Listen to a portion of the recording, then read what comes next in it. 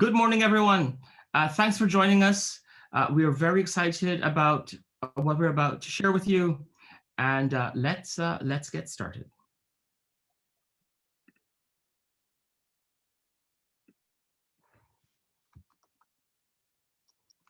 On June 21st, 1964, three young men, two white and one black, set out to learn more about the burning of a church in Neshoba County, Mississippi. James Earl Cheney, 21 years old. Andrew Goodman, 20 years old. Michael Henry Schwerner, 24 years old. Young men. And in that Freedom Summer, these three Americans refused to sit on the sidelines. Their brutal murder by a gang of Ku Klux Klan members shook the conscience of our nation. It took 44 days to find their bodies, 41 years to bring the lead perpetrator to justice. And while they're often remembered for how they died, we honor them today for how they lived, with the idealism and the courage of youth. James, Andrew, and Michael could not have known the impact they would have on the civil rights movement or on future generations. And here today, inspired by their sacrifice, we continue to fight for the ideals of equality and justice for which they gave their lives. Young people are fighting for the soul of our country. What we have seen is a number of lawless, unconstitutional tactics spreading like a virus that is deliberately meant to suppress the youth vote. The Andrew Goodman Foundation is named after Andrew Goodman, who was my older brother by 3 years. He was actually one of 1,000 volunteers for Freedom Summer 1964. He went to Mississippi and, along with James Cheney and Michael Schwerner, were murdered by the Ku Klux Klan as they were engaged in planning to do voter registration and get out the vote for the black population. The mission of the Andrew Goodman Foundation is to make young voices and votes a powerful force in democracy. Andy Goodman was a college student, and that's really important because we think that young people are the ones who will figure out how to find the movement that will change things today, just as they did in the 60s. What we're doing about it is bringing together leaders on each campus, so we train young people on each campus. Our ultimate goal is to assist, create programs to increase the voting rate on campuses. We're very excited that we're now able to use texting and email to reach out to a larger cohort of students year-round in order to not only get them to vote, but also to participate in civic life. We have a lot of leverage as we grow. It's not one-to-one, it's one to a campus to many. So the Andrew Goodman Foundation is carefully selecting campuses in districts where young people are a significant part of the population, and if properly organized and motivated and they connect the issues that they believe in, they can have a greater likelihood of impacting the outcome of elections. And that's important so that their voices and votes will matter in our democracy. People are being disenfranchised. The voices of minorities, of the poor, of young people, of people of color are being silenced in one way or another. But we're doing whatever we can to empower those young people to take the steps that are necessary to create a better world. We are facing the convergence of three viruses: voter suppression, systemic racism and white supremacy, and of course, COVID-19, that has now taken over 200,000 American lives. Young people are our future.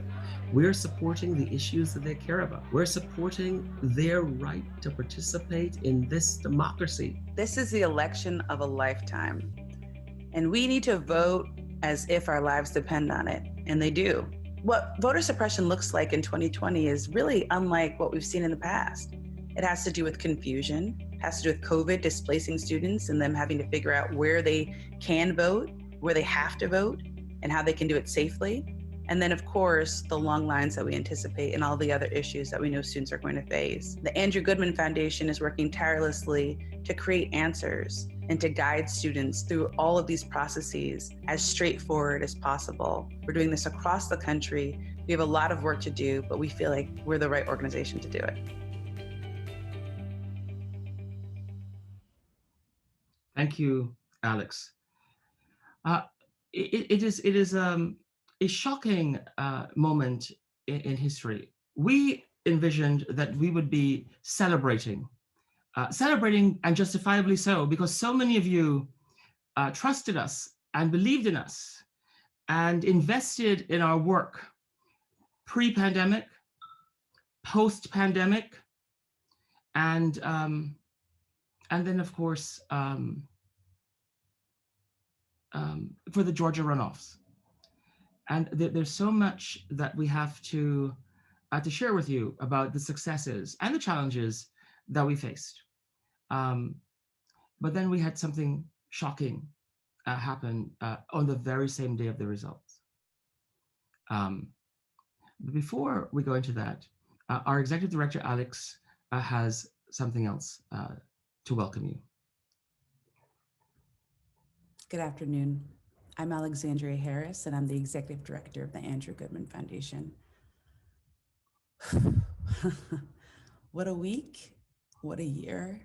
If you're like me, then this has been absolutely harrowing. Even if you thought that this was possible, what happened on Wednesday was possible, you probably were not prepared for what it would look like to see terrorists storm our Capitol building and take selfies with the police that were there and have the police usher them in and gently walk them down the stairs. And especially in juxtaposition with what we've experienced this entire year of 2020, the past year, and seeing unarmed African Americans being killed in their homes, eating ice cream, playing video games, getting out of bed. The thing that was doubly, triply insulting for me was the fact that these people did this in the name of loving America. And I'm someone who grew up a complete government nerd, and I used to love going to Washington, D.C. I loved especially the Capitol building. I loved the smell of it. I loved the sound of your heels when you walked in the building. I loved how big and beautiful it is. And I remember in high school when I was elected to go to Girls Nation, I got to first go to the White House and meet Bill Clinton, who was the president at the time. And then I went to the Capitol building to meet my senators, Joe Lieberman and Chris Dodd. And one of them had an original desk from one of the early presidents of the United States. And they had signed something on the desk, and their signature was forever etched into the desk. And I remember feeling so excited to just see these little relics that would always live in this space. And I remember seeing those people looting the Capitol building and taking with them those relics that belong to us, the relics that I hoped that my children would be able to go to the Capitol and see later, that they'll never be able to see again because they were stolen from that building. And we were violated as a country, just watching it and seeing the ease with which people could just completely desecrate history. The problem is that on that day, it completely eclipsed something amazing that happened, which was that young people were completely powerful. And on that day, the fruit of a whole year of effort in Georgia really came to fruition. We saw a blue state emerge out of red, and young people just wouldn't be denied. And against all odds, COVID and all the things people said couldn't happen, we saw amazing things happen. And I'm so proud to tell you about these results. So proud to pass the mic to my colleagues who will share some of the things that we did in Georgia that we're really proud about. We hope that you stay, that you ask questions. We'll promise to keep this brief, but we want to have a moment of celebration in the midst of all of these trials, because we know that in order to go the distance, as we have to, we're going to have to get these little nuggets of inspiration. So thank you for joining us, and we hope that you really continue to do this work with us. Thank you, Alex. I'm Maxim Thorne. I'm the Managing Director of the Andrew Goodman Foundation. We could not be more thoughtful about this moment, given the history that birthed this foundation. Andrew Goodman was recruited by John Lewis and went to Mississippi. On his first day, he was murdered. He, James Chaney, and Mickey Schwerner by the Ku Klux Klan.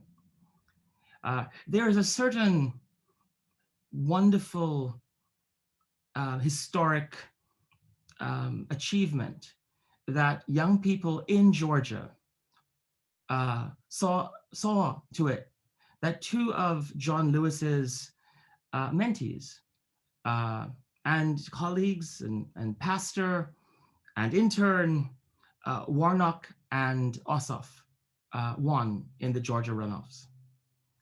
John Lewis served on our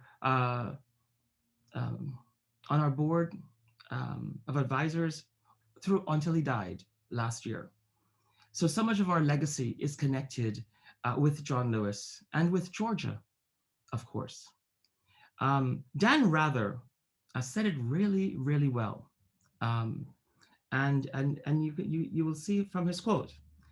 He said, "I can't help but think of James Chaney, Andrew Goodman, and Michael Schwerner, another coalition of Black and Jewish Americans in pursuit of a fair democracy." Now, we celebrate today what we did with others that you will hear about to bring about that change and to ensure that young people's voices and votes mattered in Georgia as we help them matter on November 3rd. So a little bit about the Andrew Goodman Foundation before we launch into the specifics of Georgia and the insurrection that happened a couple of days ago.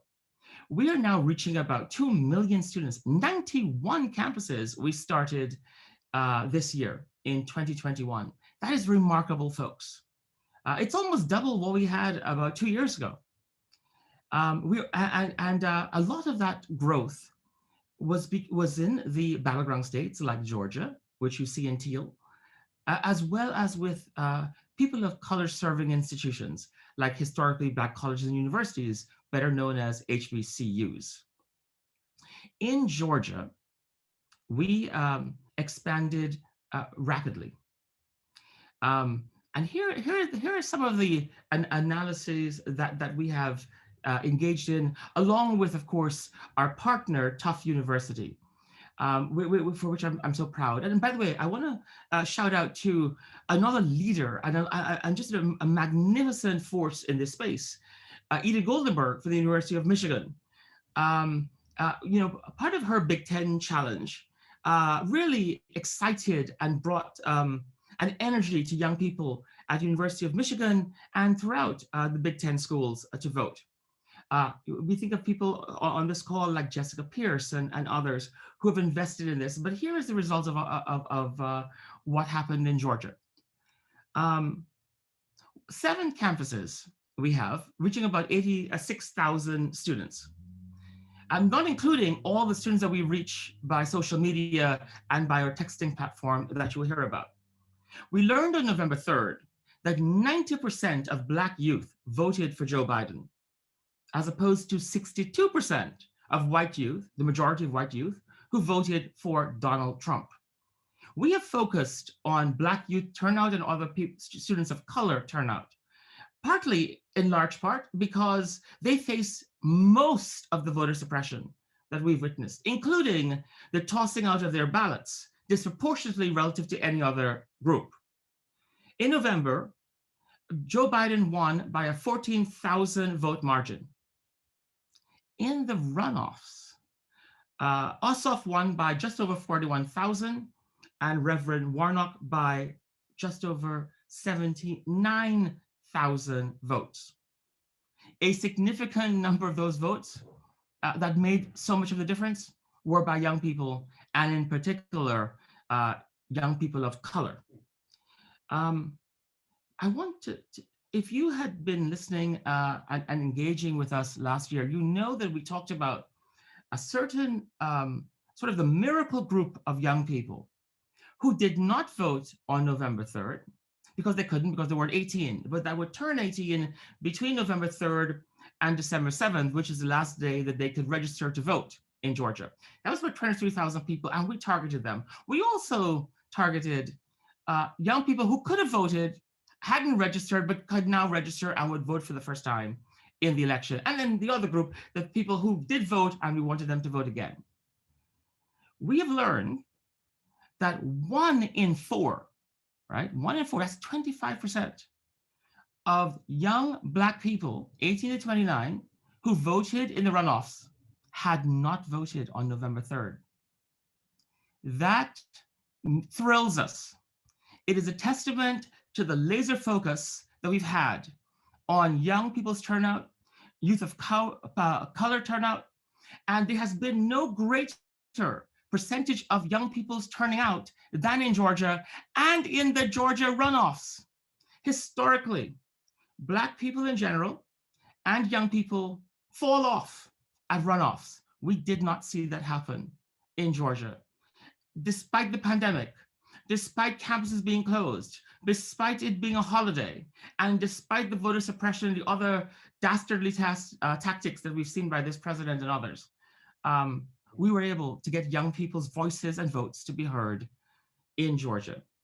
And for that, I really not only honor and thank the young people, our ambassadors, our campus partners, our champions, but all of you who trusted in us and invested in us and in this work. We had faith, but we didn't know it would work. We didn't know that we would help young people break the records and that we could turn around the country. And neither could we predict that after we pivoted because of the pandemic, and after we pivoted because of all of the voter suppression tactics that happened during the primaries last year and throughout November 3rd, and after we pivoted because we saw all the other kinds of attacks that were happening in terms of the rejection of ballots of students of color, predominantly youth of color, and all of that, that we would still now be faced, even in the face of this victory, with insurrection and what we will be doing. But I want to turn to our communications director, Justina Krogowska, who will share with you some of the innovations that brought about the result that I've just told you. Justina. Hi, everyone. My name is Justina Krogowska, and I'm the Communications Director here at the Andrew Goodman Foundation. I'm so excited to join you today to share a little bit about our digital tools. So early on, we heard from our student ambassadors that they really wish there was one central location where students can access all the information they needed to be successful voters. That's what gave us the idea in 2018 to launch My Vote Everywhere, a one-stop shop student website where students can verify the requirements for voting in their state, to register to vote or request an absentee ballot, all in one place. Also, studies show that young people who receive text messages about upcoming elections are more likely to turn out. So we've equipped each campus team with the ability to text students ahead of upcoming elections. Both of these interventions have been critical to our work in 2020 because the COVID-19 pandemic has shut down campuses and really affected the way that we organize and reach students for the 2020 general election. I'm proud to say that as a result of our work in 2020, our student portal has been visited over 100,000 times, and we've helped tens of thousands of students register to vote, verify their registration, and even request absentee ballots for the 2020 election. Additionally, due to uncertainty caused by the COVID-19 pandemic, AGF invested in purchasing 300,000 student contacts for students in battleground states like Florida and Georgia, North Carolina, Michigan, Texas, and Wisconsin. And we were able to deploy over 1 million text messages to deliver critical information about upcoming dates and deadlines, encouraging students to make a voting plan and to vote early, to volunteer and sign up to be poll workers, as well as get out the vote for the 2020 election. And we couldn't be more excited about all the fruits of our hard work. Students turned out upwards of 54% in places like Georgia, where the margin of victory was just 18,000 students. Students accounted for over 20% of the the overall vote. So we're really excited to continue expanding our digital offerings, to continue making young voices and votes a powerful force in democracy, especially for the Georgia runoff election in January. Thanks so much. We told you that we noticed this shocking attack on young people's voting rights, manifested a lot because of the number of young people who were voting by mail, in the rejection of their ballots. So one of the emergency interventions that we created was a ballot curing method, both digitally and in person. And to tell you more about what we did through November 3rd, and by the way, through Friday today in Georgia, because you're allowed to cure rejected ballots through today in case there are also attempts to reject student ballots and young people's ballots, what we are doing digitally and in person to cure ballots. Here's our Chief Legal Counsel, Yael Bromberg. Folks, my name is Yael Bromberg. I'm Chief Counsel with the Andrew Goodman Foundation. Our mission is to make youth voices and votes a powerful force in democracy. It's a pleasure to see you today, and thank you so much for your engagement and curiosity and support for our network. We saw a major problem coming into the 2020 race. First of all, it's the first time that young voters would be relying on vote by mail, a new method for voting, and we pivoted quickly and scaled up quickly with an immediate solution. We recruited 50 law students from a range of schools across the country and attorneys from the private bar. And we made sure to reach out to young voters to make sure, first of all, they knew their rights when it came to voting by mail, and also to ensure that their vote by mail ballots were actually accepted and received, because we know from data that vote by mail ballots submitted by young people are rejected at extremely outsized rates, 5 times more than the 45 to 64 cohort and 8 times more than those 65 plus. So we knew that young voters were key influencers in particular states, and we reached out to them. And what we saw was really remarkable. We were, just in a few weeks, we scaled up, we piloted in Wisconsin, and we reached out to youth voters in Florida, Georgia, Michigan, and North Carolina. Our total reach was approximately 200,000 young voters in those states through a combination of outreach of targeted phone banking, texting, and emailing, and also even wider outreach, because we knew that there was a delay in the system for people to be notified and receive their vote by mail ballots. And we saw such a wonderful impact through our efforts. And I was just really proud to see everyone kind of scaffold up and come, and we were able to really leverage our resources. So I want to thank you for your engagement. It's a very exciting project for us to be involved in. And, not only did we identify a problem and quickly create a solution for it, but we took the time to also analyze our impact so that we can continue to identify best practices as we continue to modernize our election systems. So thank you again for your interest in our work and for supporting us. Thanks, Yael. And so you can actually hear from young people on the ground, our program manager, Gabby, in Georgia, can tell you what we did in Georgia. Gabby? Hi, my name is Gabrielle Slaughter, and I am a program manager at the Andrew Goodman Foundation. As a Georgia native, I was extremely excited to assist our Georgia campuses with getting out the vote for the 2020 general election. As a result of our efforts, youth turnout in Georgia was the highest in the country. Thanks to our existing presence in Georgia, the Andrew Goodman Foundation hit the ground running and quickly pivoted to make sure that students also turned out to vote for the Georgia runoff elections on January 5th.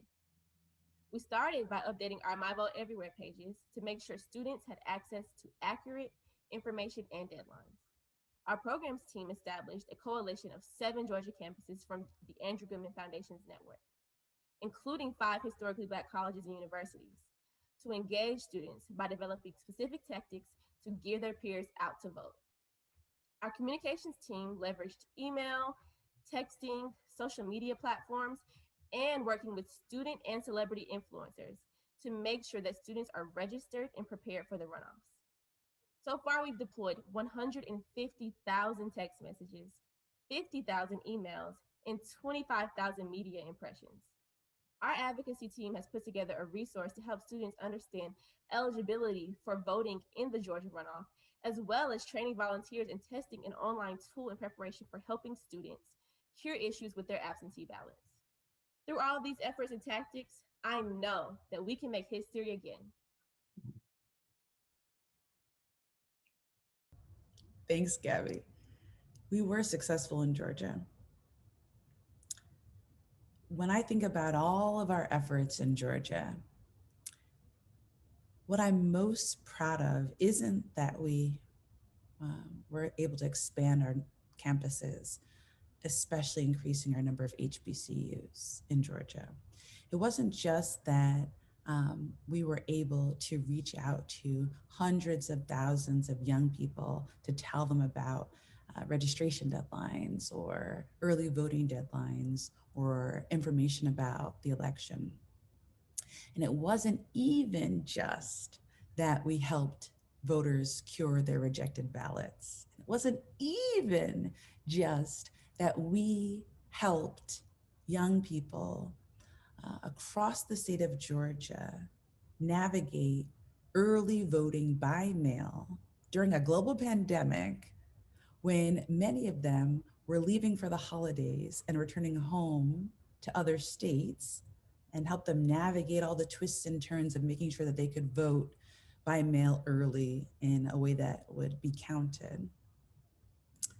What I'm really most proud of is the fact that because of you and your generosity, at the end of the year, when most organizations in our field didn't have any money left to support the runoff efforts because they spent every single dime in the general election, we were able to grant these amazing gifts to other organizations and to work to continue the fight and effort. In fact, one such gift allowed 50,000 young people across Fulton County to get out the vote. And we know that Fulton County was one of the really big places that mattered in Georgia. And we had been doing these types of efforts in Georgia even before it was considered a hot button. We were spending our efforts in Georgia all throughout the year. We are an organization that really works to empower those voices that are typically kept out of the conversation, because we know that that is in keeping with our legacy story. One of the things that Dan Rather said that was really powerful was that with Warnock and Ossoff being elected first African-American senator and first Jewish senators out of Georgia, he was reminded of Cheney, Goodman, and Schwerner and their stories. What an important connection between the past and the present. If you thought that, oh, if we only get the Senate, we're done. Oh, if we only do this, we're done. This is what we've heard. Of course, we're completely nonpartisan, so I of course have to say that. But if you thought that our work is done as a nation, that our democracy is safe, certainly the efforts of Wednesday's terrorists really showed you that our work has just begun. There is so much work to do in this country right now to make sure that our democracy is safe, to make sure that this country continues to persevere and to be successful.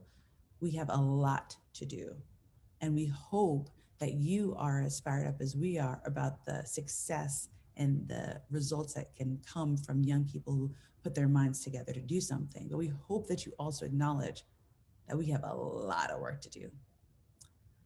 So we want to turn the table over to you to ask questions and to raise your concerns and to say what you're feeling right now. Thanks, Alex. We really welcome your questions. So there are a couple ways. You can please ask questions in the chat room and we will respond. You can text us or email us, and you can just raise your hands or jump right in and we will unmute you. As Alex mentioned, our work is not done. We have never pivoted. We're like on a spinning wheel right now. We pivoted for the pandemic. We pivoted during the summer, during the primaries, because we saw things that we have never seen before at a scale that was unimaginable. And we pivoted with interventions for HBCUs, for ballot curing, to recruit poll workers, young people. And now we have a crisis in our democracy about how we continue to build youth civic power, youth voting engagement and civic engagement in the light of the attack, the insurrection on our democracy and on so many of our the foundations of our work and our country. So we really hope this year that all of you will continue to support the work that we have done and the new work that we're going to undertake to keep young people engaged and mobilized. Andy Goodman's murder did not end when he died. In fact, we wouldn't have the Voting Rights Act, which was passed in less than a year after he died, and John Lewis was almost beaten to death, without a continual movement that occurred after his death. What happened a couple days ago should motivate us to invest even more so that we can get a real awakening in this country and a reckoning on racial justice. You have to be a fool, a real complete idiot, to see how these white supremacist terrorists were given access to the Capitol. No rubber bullets, no helicopters, no tear gas. And you saw what they did to Black Lives Matter protesters on Lafayette Square. You see how they dragged folks who were disabled. You know, my friend Rebecca Coakley, my cousin, were dragged when they did a sit-in at the Capitol and arrested. 22,000 people in Missouri were arrested when they were protesting the murders, the unlawful killing of Black people in Ferguson and in Atlanta and in Kentucky, and yet look what happened when we saw white supremacy at play in the Capitol.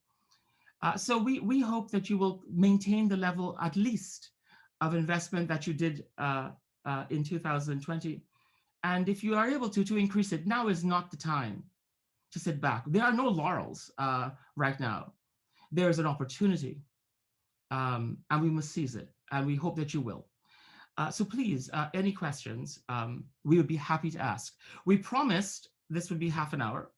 And we also promised that we would stay a little longer to answer any questions that you may have, because we really seek your guidance, your input, and we hope that you will find that we have been very responsive to you, but also to the calling of this nation and to the calling of the young people to whom we pledge our allegiance and support.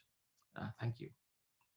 So what would you say is the one project that you would like to focus on in the next, let's say, 6 months? I know that we have many projects to do, but what do you think would be the most important? Because, enthusiasm is going to die down a little. So it would be great if we knew where we were going. That's an excellent question. We started over the course of the last year, a strategic planning process that we continue to change given the realities that we saw. I think, Dale, and you have been such an amazing board member to us, that we have to be very thoughtful right now because of what you just said. Will there be, and I don't think there will be actually, a decline in energy, particularly by young people? But how do we ensure that does not happen? How do we help our students devise campus action plans in 2021 that is responsive to their need to understand what this insurrection means to them and for the future of this country, and how they can participate now that the presidential elections and the federal elections are over, in local elections, in down ballot elections, in any other number of ways. So we see this as a crucial time to interrogate what we have done and implement the best practices. One of the things that we are doing is partnering with Tufts to analyze the achievements and the challenges that happened last year and in the runoffs, and begin to implement those strategies. Some of those are quite costly, the analysis, analyzing who we registered, what it cost, who voted, what the returns were in our investment in various states, students of color versus white students of color, and a lot of other data points I think will become crucial to our work. Right now, I mean today and this weekend and next week, it is really about bolstering young people's belief in this country. I don't think that I can emphasize it enough. What this lawless president and his actions mean to young people, and especially to young people of color. At great risk to their health, they protested George Floyd's murder. They got out to vote in the primaries in Wisconsin. They got out to vote on November 3rd and in the Georgia runoffs. And they see senators in our Congress willing to discard hundreds of thousands of their votes on a pretext, on a complete farce of voter fraud, nonsense. And then they saw a white supremacist go virtually unchecked to take over the Capitol. So our work is set out for us. How do you keep them believing in American democracy? How do you keep them inspired and believe that their votes matter? I think the steps that were taken over the last couple of days by the speaker and others may in fact go a long way in reassuring young people that this democracy will hold. But I think we need to help people hold those people's feet to the fire. Educate. Educate them. Thanks. Thank you. Dale, I could also answer that question really quickly just in terms of the program side. I think we've talked a few times on these calls. I'm Woboy, Senior Program Manager at AGF here. And I work directly with the program managers. And the two big things that we're focusing on at programs is deepening our engagement with our campuses. So obviously last year was a big time to expand and grow. As you saw, we added those 91 campuses. But now that we are on those campuses, it's really about working with those students to figure out how to institutionalize voting, make it a part of the culture at their schools, figure out, like Maxim says, where we can improve and strengthen the services that we provide our students. And the other thing that we're really focusing on as a part of that big umbrella of deepening that engagement is our HBCU cohort. So we are rolling that out this year, where we have a cohort of 25 historically Black institutions that we are working with, and a lot of the support that we have received financially, we are pouring a lot of that into this cohort of 25 universities. And we have a program manager here, her name is Christina Sanders. She is working exclusively with those students. And so really deepening our engagement with Black communities and Black students. Those are the two big things at programs that we're really focusing on this year.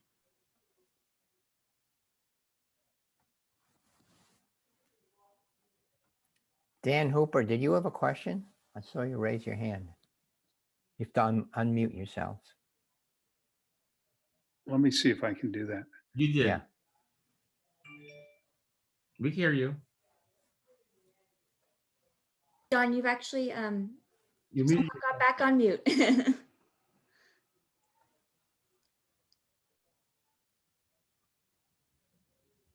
How's that? Perfect. Good. Okay.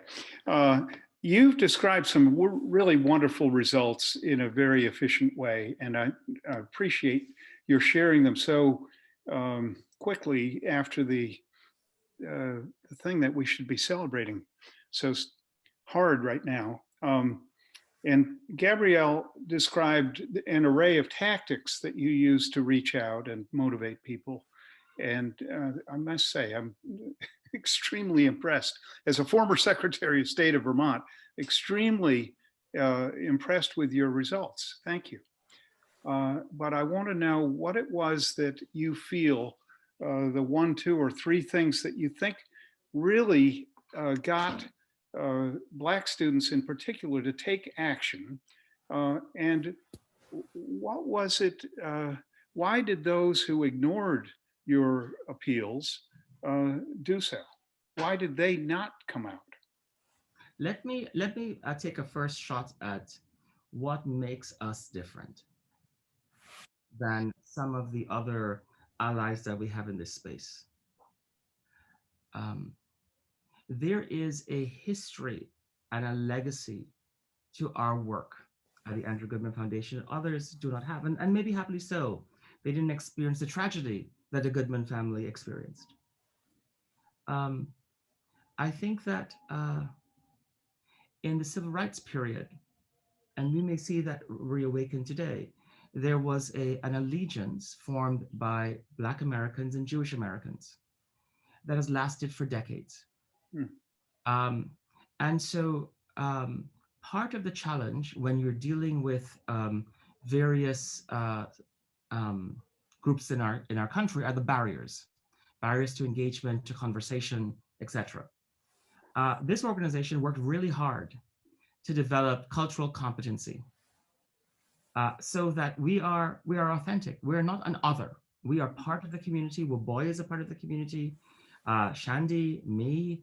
It is really important to us that we can engage and meet people where they are. And that is core to how we do our work. Other folks tried different tactics, but I believe that people, we are authentic and they trust in the sacrifice that Andy and others made and the Goodman family have made for such a long time. And then what we now make. The other thing is we have been really nimble, folks, really, really nimble. There is something called Black Twitter. So many folks might not even know what Twitter is. But not only is there Twitter, but there are subsets of Twitter that speak to various communities of color. And one has to understand how to engage different sets of people based on ethnicity and race and so forth, but also based on age. And so one strategy we use is peer-to-peer communication. It is not me talking to a college student or someone not in college, but between 18 and 29. But we are empowering young people to talk amongst themselves and to organize amongst themselves and equipping them, costly, but equipping them with the technology that allows them to do what they do.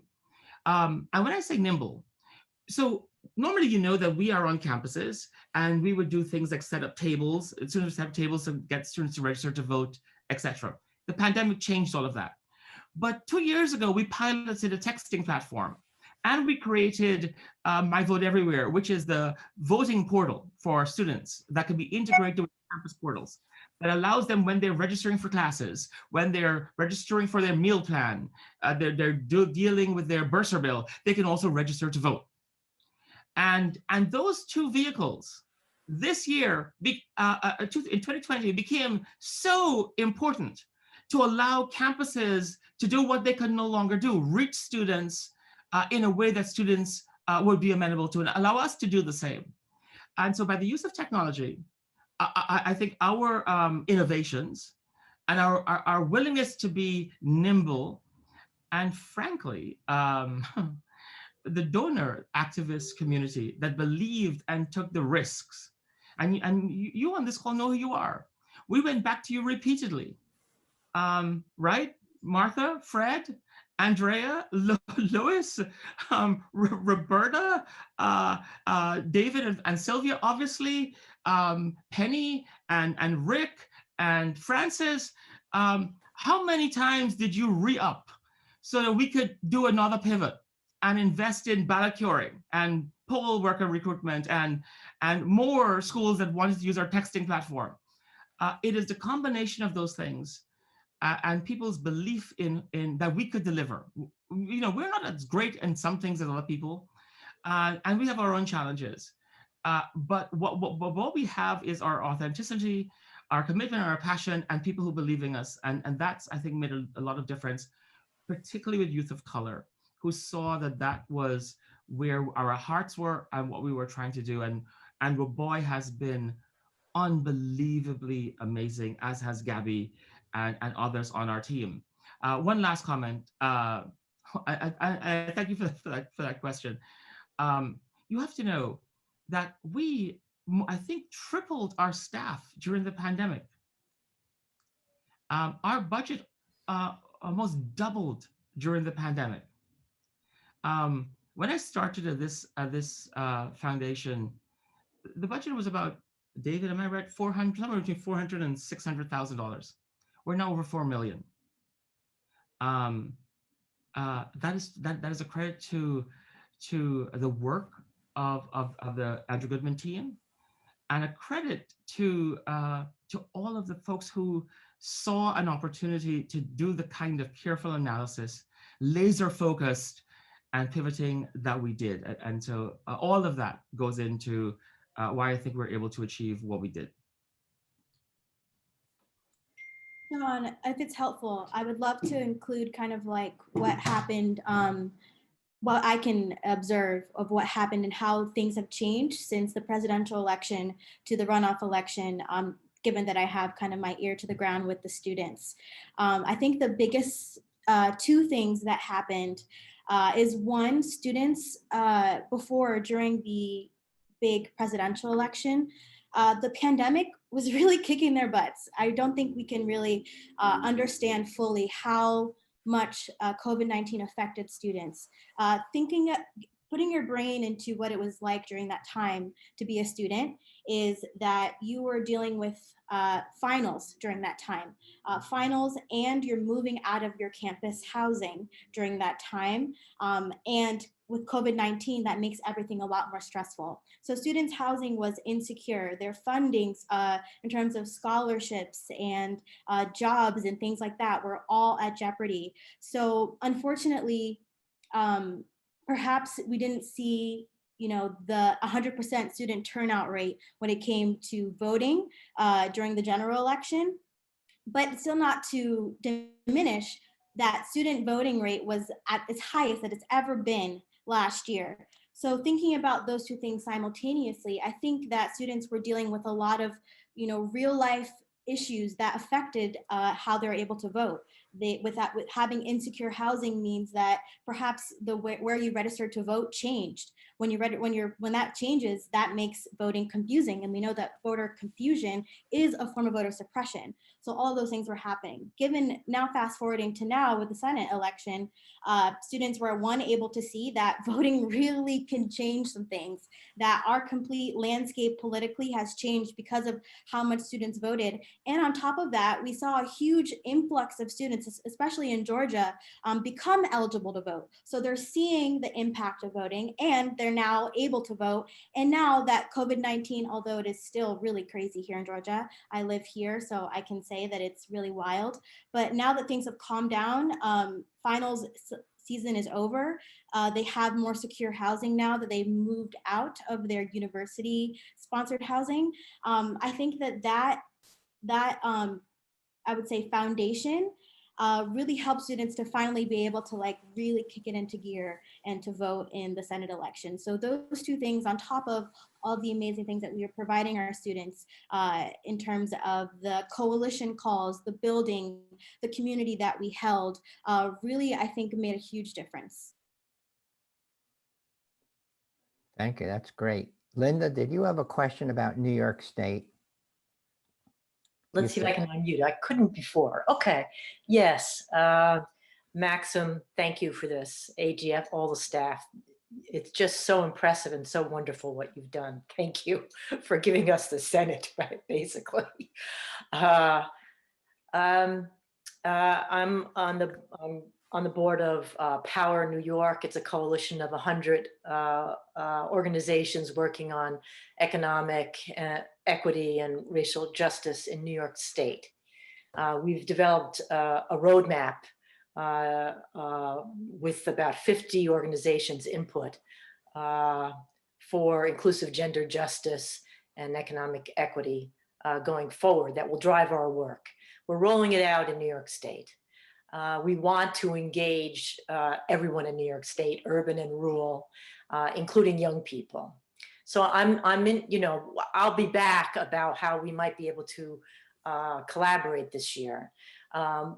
So I'm really interested in you know, what your work has been in New York State, working with students here.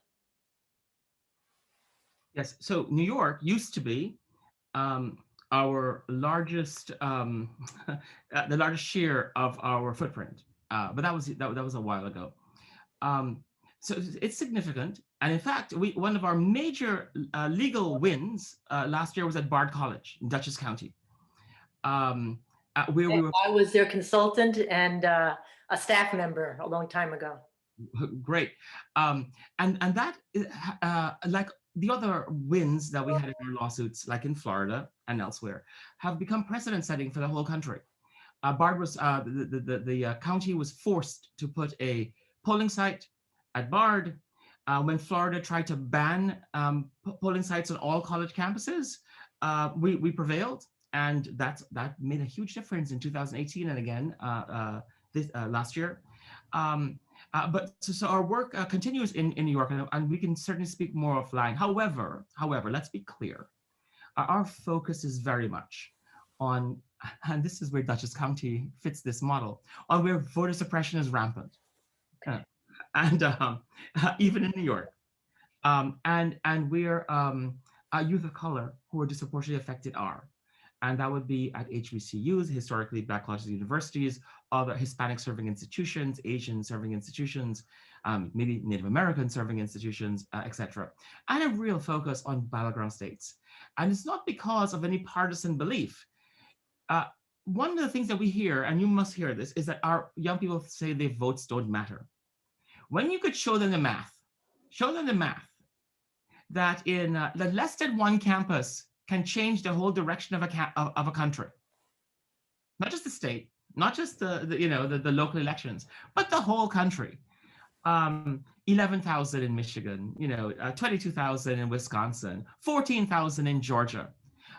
They know that if they got out of their dorm, if they got into their sorority, their fraternity, they can make a huge difference. And so we are very deliberate in analyzing where we are. We have limited resources. Even though 4 million is beyond our wildest dreams a few years ago, it's not enough for the work that has to be done. So we are carefully selecting those places where students can have the greatest impact and believe that they can make a difference. And now we can show them that they have made the difference. And their success is being met with insurrection.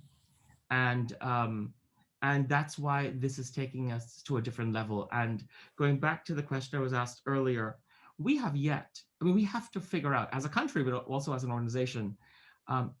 And Erin, your question in the chat room about given limited resources, what is our work at campuses to do? We really have to figure out a very deep conversation about what this work is. It is not just, and never has been, getting people to register and to vote.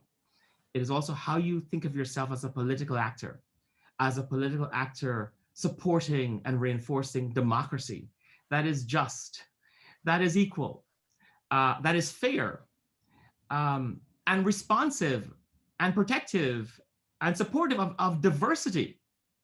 All of those things are important to our work. Our work is not colorblind, and neither are we indifferent between fascism and democracy. We have a clear position. It's not partisan, but we believe in progressive values and we believe in democracy. And how that is informed by this moment, we are working on, and I'm sure all of you are as well. Thank you, Maxim. I'm off to another call. I'll be in touch. Thanks, Linda. Thank you. We have about 2 minutes left. Do want to remind people that we are always going to be responsive to you, whether it's here live or in any other way that you care to communicate. And if there are any last questions or comments.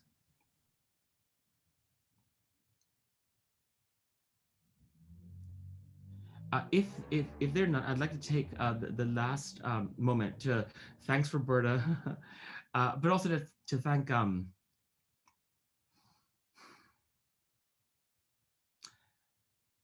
all of you, but particularly David and Sylvia, and the Goodman family, and now the families of the martyrs of last year, the family of George Floyd and Breonna Taylor, and the families of the young woman who was killed in Charlottesville, and the families of the people that were murdered in Florida at the gay nightclub, and El Paso. People should never be martyred, but those martyrs have changed this country. And the so far 5 dead because of the insurrection in DC will change this country again. It is I think we do this work out of love, and I just can't express enough what it takes for a family over generations to love the cause of America, as the Goodman family has done, as John Lewis and the Schwerner family has done, and James Chaney and all of those people, but all of you, we are together in this fight. And I want to leave this conversation on a hopeful note that we are seeing the fruits of our work that are positive despite lawless behavior, and we hope that you also share the love for the work that we have done on your behalf, on our own. This is such a pivotal time. I've used that word so much in the last year, but I've not faced an insurrection. I don't think, as I've learned, not since 1812 have we had an insurrection at the Capitol. It's so astonishing and funny to hear Boris, the Prime Minister of the UK, denounce the insurrection, because of course they were the reasons for the insurrection in 1812. I think we can go forward in a really big way, together. It's not just about the money. It is about locking arms in arms so that we can move young people to hold on, because we're not going to live forever. But to take up the mantle that Andy Goodman took up, and that we took up, and that you took up, so that their voices and votes will matter in our democracy going forward. Thank you very much.